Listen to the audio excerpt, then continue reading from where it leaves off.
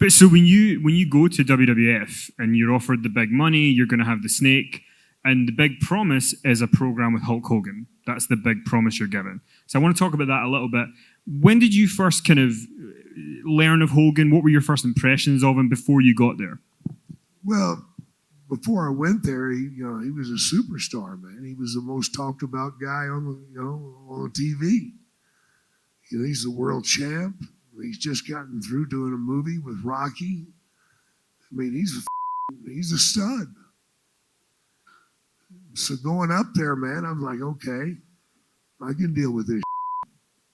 And I did. And I mean, because you came in early '86 to WWF, but what did you think the year before of WrestleMania 1, Hogan teaming with Mr. T, Liberace with the Rockettes? What were you thinking of that? I was just looking at all this, just blowing my mind, man. Because you got to remember, I'd just gotten through with working in Mid-South, where you rode in a car 7 days a week and busted your ass. And now all of a sudden, I'm sitting on Gravy Train Street. I mean, hell, the matches were easy because we weren't always competing with ourselves. In Mid-South, you wrestled in the same towns every week. So you couldn't go out and do the same. You had to think of new stuff to do all the time. So it was. I could close my eyes and have a match in the WWF. Not even think. And when you get there, what are your first interactions with Hogan like? Hey, brother, you want a joint? That was about it.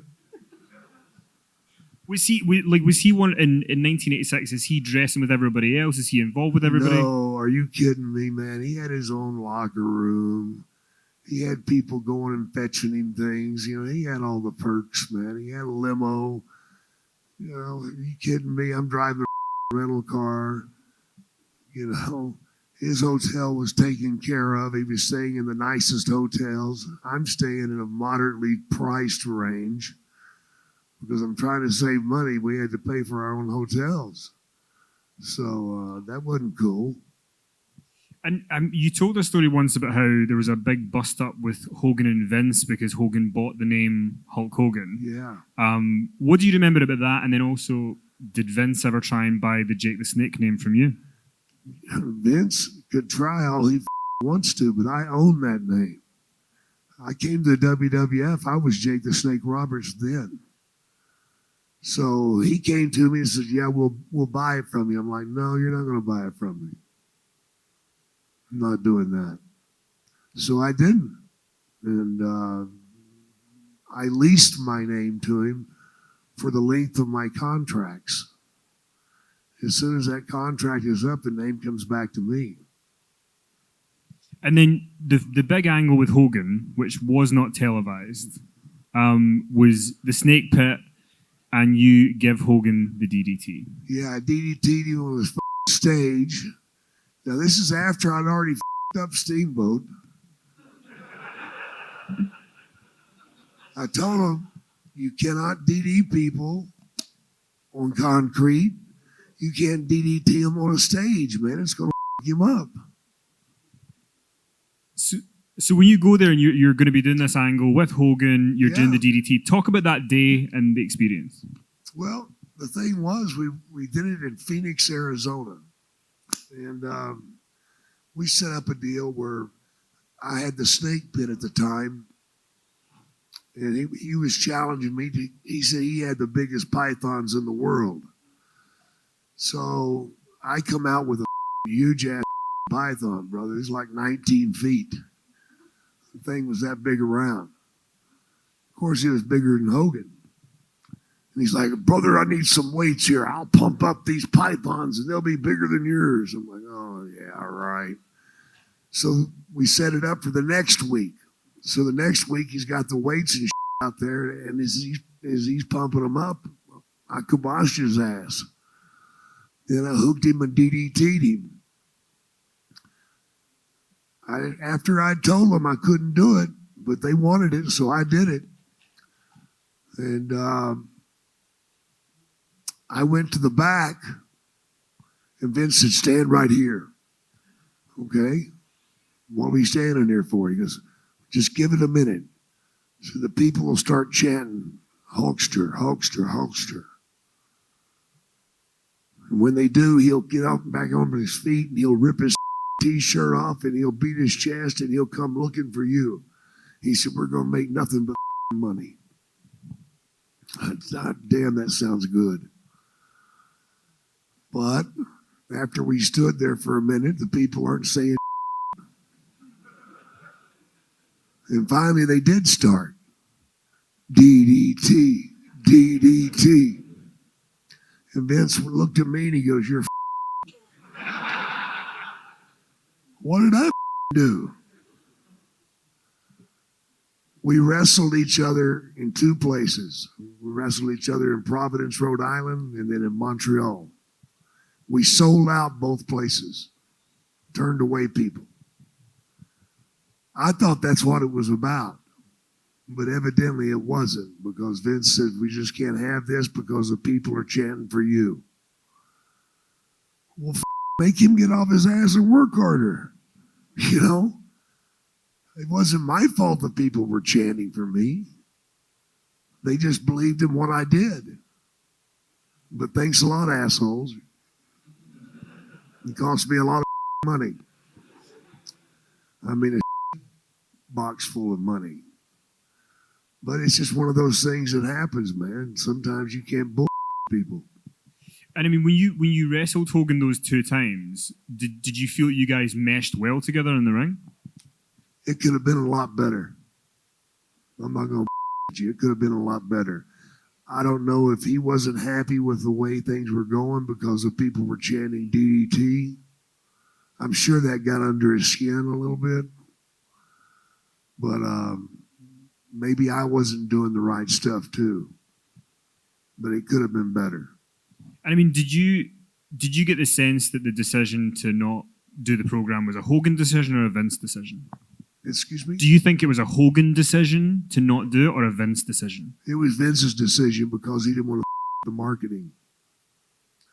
It was more important to be selling things at Walmart and superstores than it was to be putting people in arenas. Because at the time, it really didn't matter who you put on a card. It was selling out anyway.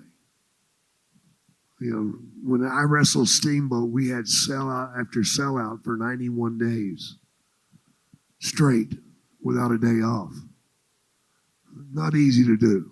And I mean, so obviously from that you end up going babyface and you become a massive babyface. I know that there was so much money on the table for you and Hogan, but did you feel that you becoming this big babyface at least was able to do something for you? I thought it was going to be, you know, come in hands over fist.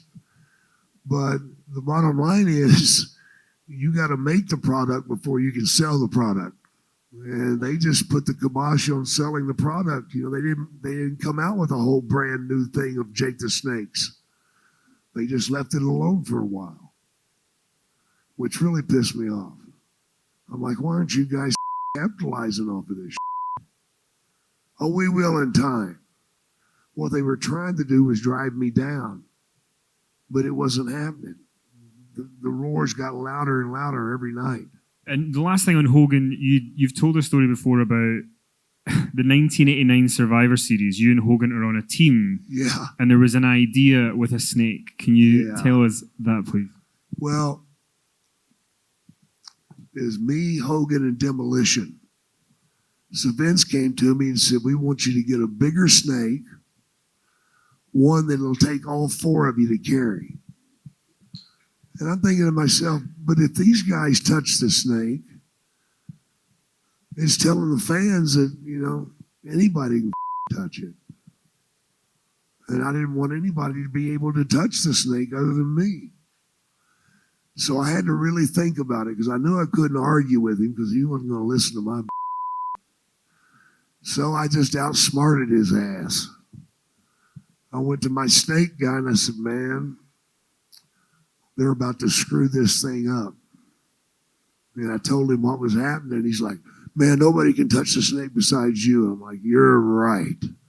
What can we do? And he goes, I don't know. What can we do? I'm like, how big of a snake can you get? So he said, I know of one. So we go to Cleveland, Ohio for the Survivor Series. And the snake guy is there with this new snake. And Vince, they time your entrances to the ring, before the show ever starts. They want to know exactly how long it takes this guy to get to the ring, how long it takes that guy to get to the ring. So now they wanted to time how long it took the four of us to carry this snake to the ring. So Vince is like, where's the snake at? And I said, I don't know. I've seen the guy, but I haven't looked at the snake yet. And so I found the guy, and I'm like, Albert, we need the snake. And he's like, it's over there. Over there where? In that crate. And this crate was like 5 foot by 5 foot and that deep. And I said, we need to get it out. He's like, are you sure? Yeah. Didn't have a clue. So he got a crowbar and started pulling the nails out. And he got most of them out. And then all of a sudden, something hit the bottom of that board. That board went flying. And this thing comes out, and its head was this big. The body of the snake, this big. And it kept coming out and kept coming out and kept coming out. Well, the snake handler runs and jumps and dives on top of the snake. The snake picks him up and boom, slaps him on the floor. He's out. Now this snake is just coming out and just looking around the room, and we're like, holy hell, And Vince is going, get that thing out of here. What is that? I got a bigger snake. Vince was pissed off, but I said, you said bigger. I went bigger, man. That snake weighed 330 pounds. Yeah, 24 feet long. Not something you want to play with. That snake could have swallowed one of us. One other thing about Hogan that just occurred to me, you're one of a few guys who was there when he did the Arsenio Hall appearance. Yeah. And he says, I've not taken steroids. What was the reaction like from like the locker room when he's went on such a big show and said that? We were pissed. We were pissed. We were all pissed, man. It's like being called a phony, man. He didn't know how the hell we did in the ring. He didn't know the pain that we endured. He didn't know the aches and the bones that are break that we never even talk about. I mean, hell, back then, if you broke a finger or even I broke my arm and I got the cast off and I kept wrestling. Yeah, not real smart. That shit hurt too. Even though you got that adrenaline going through your body, you just keep on going. But no, man, when he got on Arsenio and just blasted it out to the world that this was entertainment. Q. We're killing ourselves out there. I went on Arsenio too, How was that? Oh, yeah. Boy, did I get in trouble. They told me before the show started, Arsenio Hall is afraid of bugs, ants, and anything bigger. So please don't get that snake out. Oh, no problem, I swear to you. So I get out to the desk with him and we're talking and stuff, and then he does some little ha-ha joke or something, man. And I'm like, oh, really? By the way, I brought you a special present. And I dumped python out on his desk. That guy's fast. That black man was gone. Well, we go to the end of that segment, and I go to the back, and there's Bill Cosby laying on the floor laughing. He's pissed himself. He's laughing so hard because Arsenio didn't stop when he got off camera.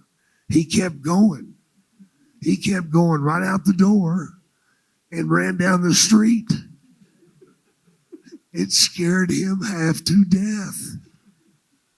I thought it was kind of funny.